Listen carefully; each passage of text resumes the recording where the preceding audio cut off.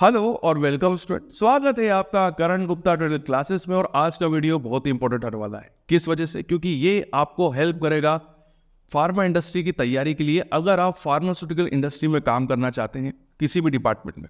क्योंकि आज की वीडियो के अंदर मैं आपको कुछ उन स्टूडेंट्स के इंटरव्यूज बताने वाला हूं जो अभी अभी फार्मास्यूटिकल इंडस्ट्री ज्वाइन करी है। जी हाँ, और ये इंडिया के अलग अलग एरिया में फार्मास्यूटिकल इंडस्ट्री ज्वाइन कर चुके हैं और ये एक ही फार्मा कंपनी में काम कर रहे हैं, बट ये अलग अलग प्लांट पे काम कर रहे हैं।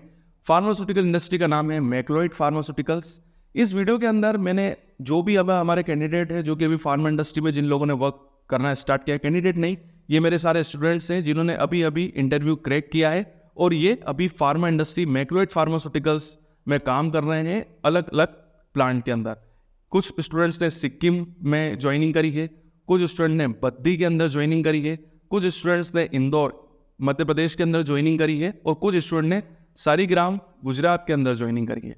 इस वीडियो के अंदर मैं उन स्टूडेंट्स के साथ सीधा सीधा डिस्कशन करूंगा और उनसे यही पूछूंगा कि अगर आप इंडस्ट्री में वर्क कर रहे हैं तो कॉलेज और इंडस्ट्री के वर्किंग कल्चर के अंदर क्या डिफरेंस है, हमको ऐसा क्या करना चाहिए कॉलेज के अंदर जो हमको इंडस्ट्री के अंदर काफ़ी हेल्प करेगा, इंटरव्यूज के अंदर हेल्प करेगा, ऐसी कैसी कौन सी स्किल और कौन सा नॉलेज हमको लेना चाहिए जो कि इंडस्ट्री के लिए बहुत ही इंपॉर्टेंट होगा।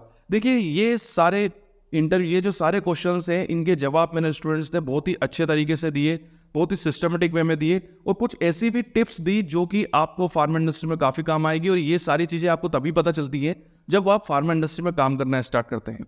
ये सारे कैंडिडेट अभी फार्मा इंडस्ट्री में पिछले 3 महीने से काम कर रहे हैं, काम नहीं कर रहे हैं, बेसिकली इनका अभी ट्रेनिंग पीरियड चल रहा है, वर्किंग इन लोगों ने स्टार्ट नहीं करी है। बट इस वीडियो के माध्यम से उन्होंने ये भी बताया है कि फार्मा इंडस्ट्री के अंदर ट्रेनिंग कैसे होती है, किस तरीके से क्लासेस लगती हैं, वहाँ पर किस तरीके से डेमोन्स्ट्रेशन परफॉर्म किया जाता है, वो सारी प्रोसेस जो है उन्होंने मुझे इस वीडियो के अंदर बताई है। और ये सारी जानकारी अगर आपको पहले से ही पता होगी तो आप फार्मा इंडस्ट्रीज के लिए बहुत अच्छे से प्रिपेयर हो पाएंगे। इसीलिए ये वीडियो फ्रेशर्स के लिए, खासकर उन स्टूडेंट्स के लिए जो कि अभी कॉलेज के अंदर पढ़ रहे हैं, चाहे वो बीएससी कर रहे हो, एमएससी कर रहे हो, बी फार्मा कर रहे हो और फार्मा इंडस्ट्री में वर्क करना चाहते हैं, उनके लिए ये सारी जानकारियाँ, ये सारी इन्फॉर्मेशन बहुत ही इंपॉर्टेंट होगी। इसलिए इस वीडियो में बताई गई सारी टिप्स को बहुत अच्छे से सुनिएगा, चाहे तो उनके शॉर्ट नोट्स बना लीजिएगा और उसके ऊपर काम करना स्टार्ट कीजिएगा। क्योंकि ये सारी चीज़ें, क्योंकि ये वही लोग बता रहे हैं जिन्होंने इंटरव्यू क्रैक किए हैं और अभी इंडस्ट्री में वर्क कर रहे हैं। काफ़ी अंदर की बातें इस वीडियो के अंदर बताई गई हैं कि अभी इंडस्ट्री का वर्किंग कल्चर कैसा है, वहाँ पर काम किस तरीके से हो रहा है और वो फ्रेशर से क्या चाहते हैं, ये सारी चीज़ें इस वीडियो के अंदर बताई गई है।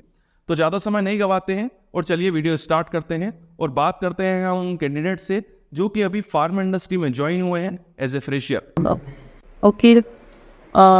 So all of you are yes and but yes one. Okay. In this department, see and in production. Okay. In production, there are the different parameters. Discussed in by your colleague. Now, brief about the QC.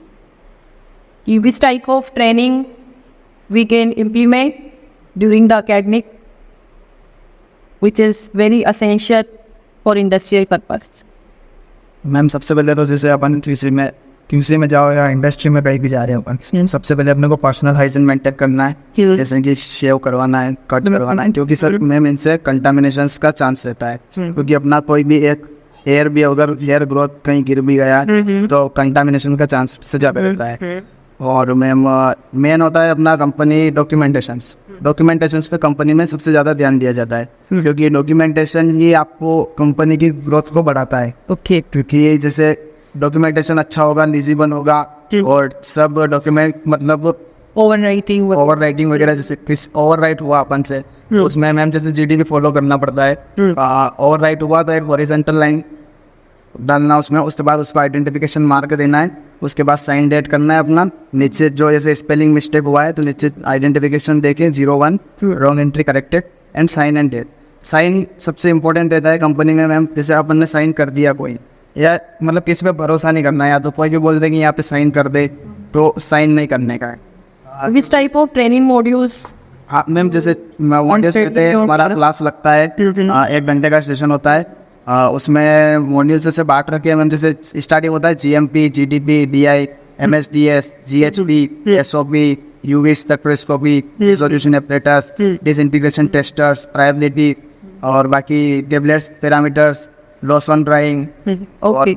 So first you attend the theoretical section. Yes. है ना? Theoretical And then होता है। demo is it? हाँ, demo theoretical होता है, जैसे कि कोई सा भी टॉपिक पढ़ाते हैं अपन को, उसका बाद कोई इंस्ट्रूमेंट पढ़ाया है तो इंस्ट्रूमेंट का डेमो देंगे सर, उसका You calibration have to handle this. Yes हम हैंडल करते हैं। उसके बाद कैलिब्रेशन कैसे होता है वो बताएंगे, जैसे कि बहुत एनालिटिकल बैलेंस का अपना मेनली होता है। तो कैलिब्रेशन करना है अच्छे से।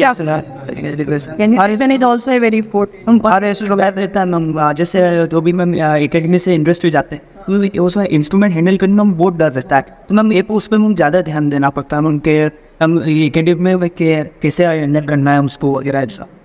उसके बाद में डॉक्यूमेंट तो लिखने में भी स्टार्टिंग में जाते हैं तो डर भी लगता है कि गलत After the session of theoretical session, there will be only test. हाँ नो मैम, टेस्ट होता है। जैसे हमारा कोई सेशन हुआ, उसके बाद सर इंस्ट्रूमेंट का डेमो देंगे, उस पर कैसे वर्क करना है। हर इंस्ट्रूमेंट का SOP रहता है, SOP पढ़ना है। उसके बाद एक STP रहता है अपना, जैसे कि अपन कुछ प्रैक्टिकल कर रहे हैं तो प्रैक्टिकल में उसमें परफॉर्म कैसे करते हैं वो लिखा हुआ रहता है। तो ऐसे एक STP होता है, standard test procedure, Standard test. Test procedure, तो उसमें सब प्रोसीजर लिखा हुआ रहता है। तो अपने को Just like lab manual, जैसे हम लोग Yes, का lab में yes. होता है। तो उसके हिसाब से प्रैक्टिकल परफॉर्म करना है और फिर उसको चेक करवाना है सर से। उसके बाद ऐसे 2-3 सब्जेक्ट का एक साथ टेस्ट होता है every Saturday. Okay. Every Saturday. Yes, yes. So Monday to Friday you attend the Yes, yes, yes. training, and on Saturday.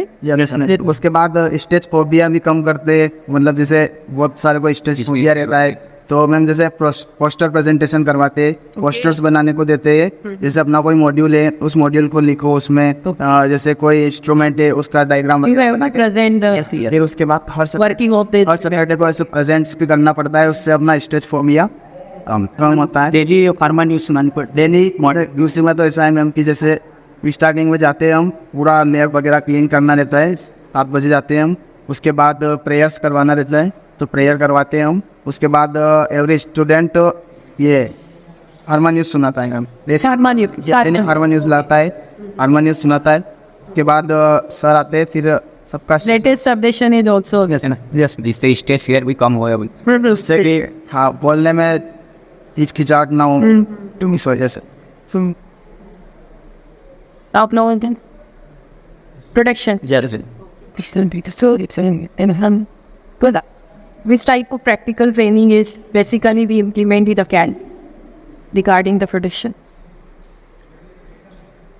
What is the difference? आप लोगों ने ट्रेनिंग लिया उस है ना, टैबलेट मैन्युफैक्चरिंग का लिया आपने, different type of doses form आपने लैब में बनाए, ठीक है ना। इंडस्ट्री में भी आप लोग प्रोटेक्शन का, तो दोनों प्रोटेक्शन की ट्रेनिंग में आपको क्या डिफरेंस रहा? मैम यहाँ की जो इंस्ट्रूमेंट है वो वहाँ पे जो इंस्ट्रूमेंट है वो ऑब्वियसली एक ही बोल होता है उसमें, बस बाकी वो एडवांस है उसमें, और एडवांस एडवांस इंस्ट्रूमेंट है उसमें। इसका सिस्टम बोला होता है, मतलब आप कोई भी प्रैक्टिकली आप परफॉर्म कर रहे हो उसमें, मतलब कौन से मॉडल?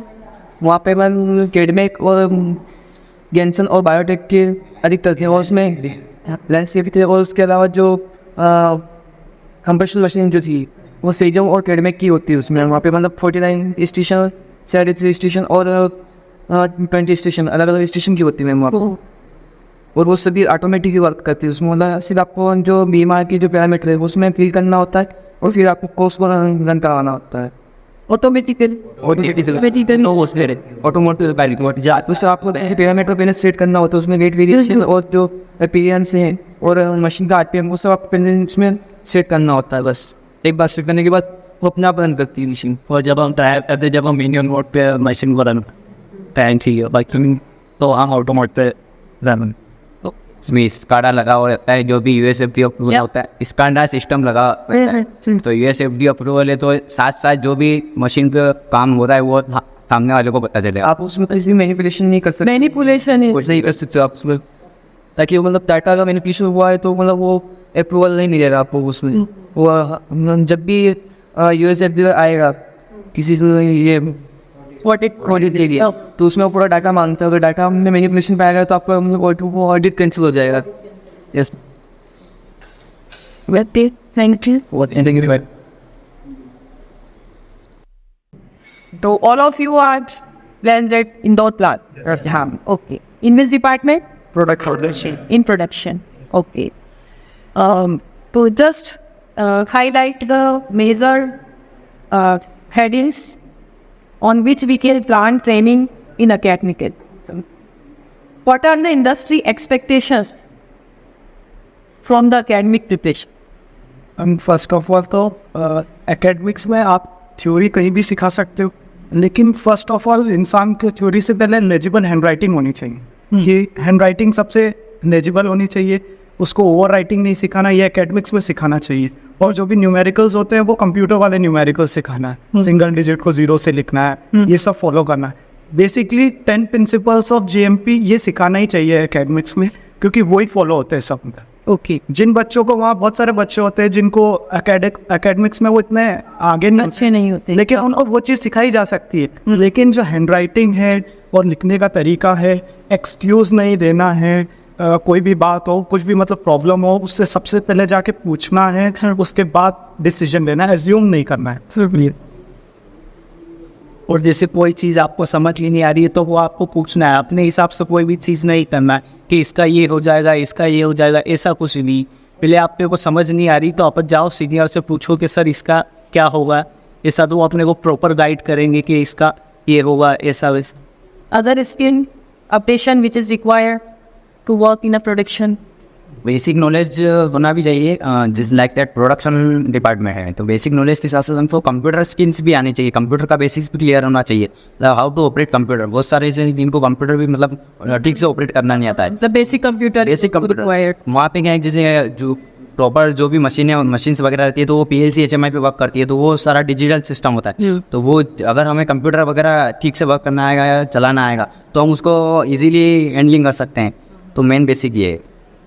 प्रैक्टिकल ट्रेनिंग पार्ट में क्या हूँ, प्रोडक्शन में जो आप लोग कर रहे हैं ना, तो उसमें प्रैक्टिकली ट्रेनिंग भी क्या सकना है? मैम आप प्रैक्टिकल ट्रेनिंग से पहले तो थ्योरी होगी मॉड्यूल के ऊपर, उसके बाद तो वही मैं पूछना चाह रही हूँ ना कि what are the different modules you study in class for the production? उसमें मेन स्टडीज़ है और उसमें बेसिक डिफरेंस ये है कि उसमें जो इम्पोर्टेंट मेन जो चीज़ है जो वहाँ पे आप अप्लाई करने वाले हैं, मतलब लाइक दैट चीज जो आप बनाने वाले यस है ना, हाँ उसमें इम्पोर्टेंट चीज़ें वही है। बहुत सारे डिपार्टमेंट्स होते हैं जहाँ अलाउ नहीं है, बस यूए स्टूडेंट मतलब न्यू ट्रेनिंग को अलाउ नहीं होता, तो उस गैप को वो ऐसे भरते हैं, वो VR यूज़ करते हैं। वहाँ VR से जो भी उधर का इन्होंने VR में मॉड्यूल्स एक्टिविटीज़ बना रखी है जिससे वो फॉलो करते हैं और हम वो वाली एक्टिविटी VR में परफॉर्म करते हैं। तो जहाँ हम जा नहीं सकते, just brief about the VR। VR is like an virtual reality, जो हम जिस डिपार्टमेंट में हम जा नहीं सकते हैं उस एरिया की जो भी एक्टिविटी हम वहाँ जाके करने वाले हैं उसको VR के थ्रू, वर्चुअल रियलिटी के थ्रू हम उसको कर सकते हैं। मतलब वहाँ पे जो भी एटमॉस्फेयर या एनवायरनमेंट या जिस हिसाब से डिज़ाइंड है वो हम पूरा वर्चुअल रियलिटी के थ्रू हम उसको देख सकते हैं और उसमें जो एक्टिविटी हो रही है वो कर भी सकते हैं। उन्होंने VR में जो रूम डिज़ाइन कर रखे इक्विपमेंट वो सेम टू सेम है, जो अंदर प्रोडक्शन एरिया में वो सेम टू सेम है। तो वो पहले VR पे परफॉर्म कराएंगे एक्टिविटी, जिसकी वजह से अंदर कुछ प्रॉब्लम प्रैक्टिस करवाने की, उसके बाद फिर अंदर। उसका मेन पर्पस ये है कि VR में एक बार हम सबसे पहले हम थ्योरेटिकल सेशन ले रहे हैं, उसके बाद फिर हमारी एक्टिविटी हो रही है, टेस्ट हो रहे हैं। अच्छा मुझे बताओ कि अकेडमिक में आफ्टर द 5th सेम है ना, 5th to 8th सेम, ठीक है ना, what are the basic training which is needed, है ना?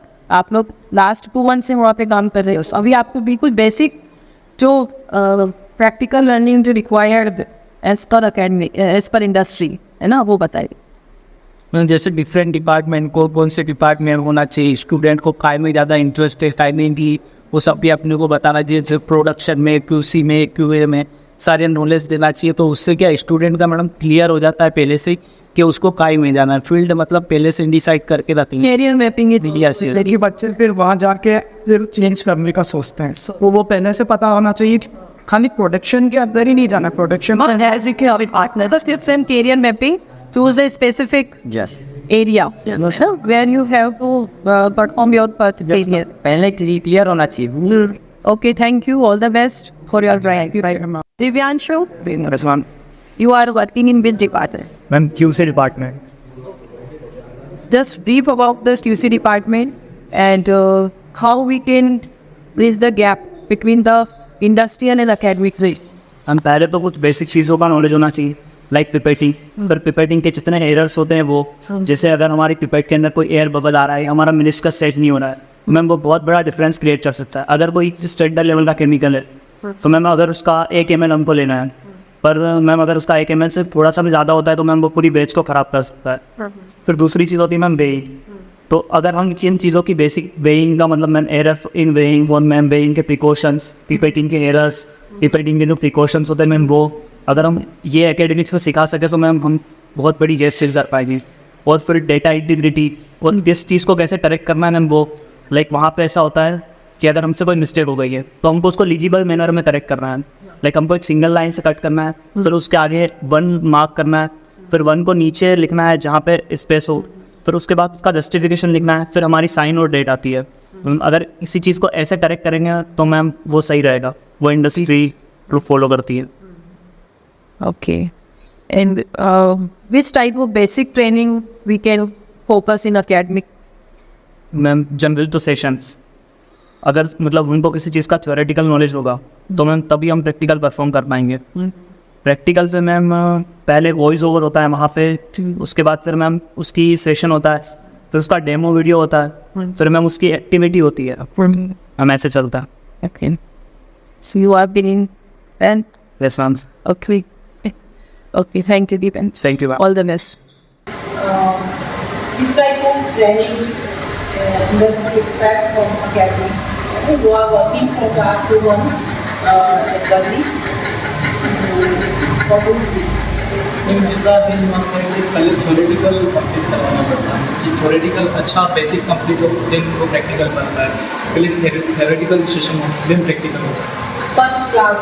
मतलब एक सेशन पहला होगा, थ्योरेटिकल होगा, फिर आपका वीडियो लेक्चर होगा, आपको उस इन्वायरमेंट के बारे में पूरा बताया जाएगा, आप अंदर जाके क्या करना है, आपका कैसा बिहेव रहेगा, आपका कैसी ग्राउंडिंग रहेगी, सब कुछ।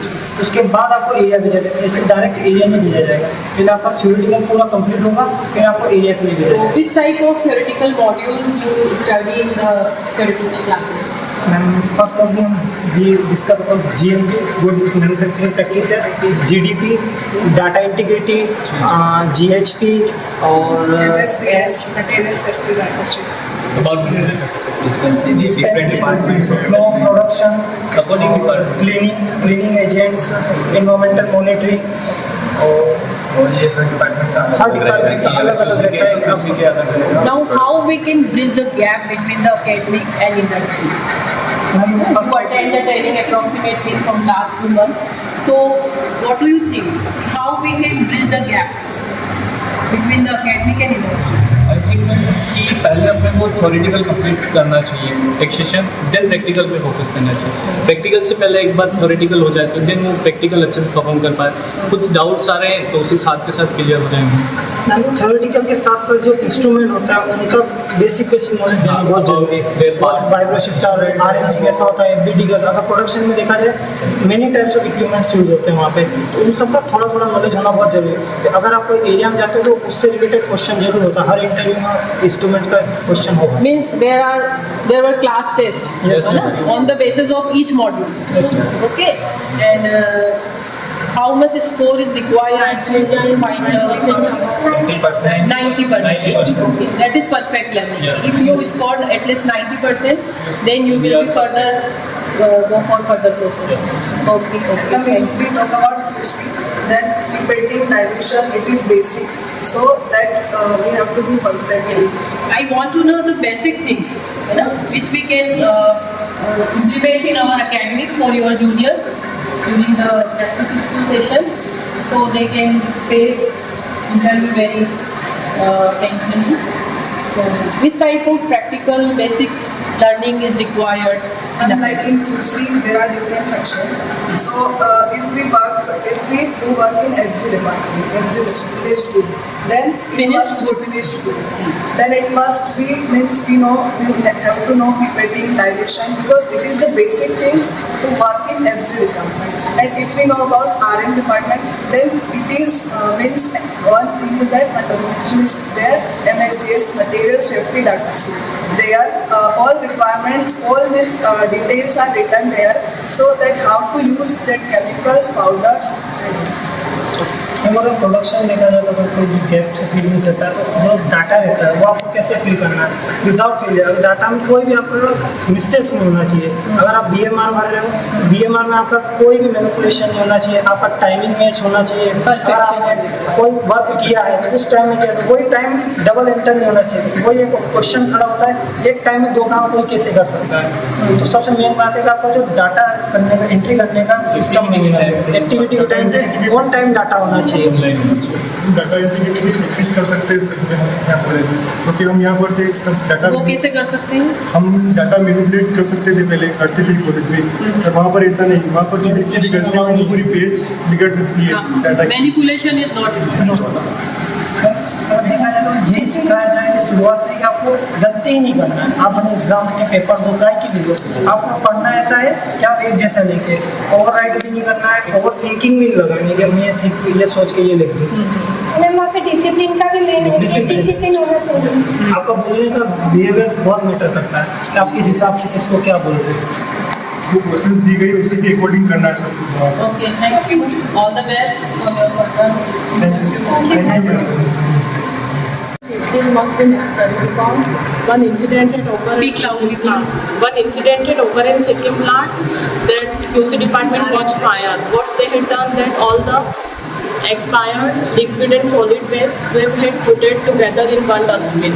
Then the dustbin full caught fire and toxic gases are started releasing out. Then full QC had become empty. So safety is much more important. Safety. And there is one chemical that is bromide. If we are touching that bromide chemical without wearing gloves, then it may go hole in our hands and it came out from here to here without all the safety measures.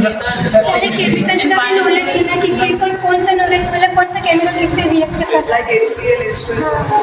So this should be taken by precautions, wearing gloves, mask, and specs also.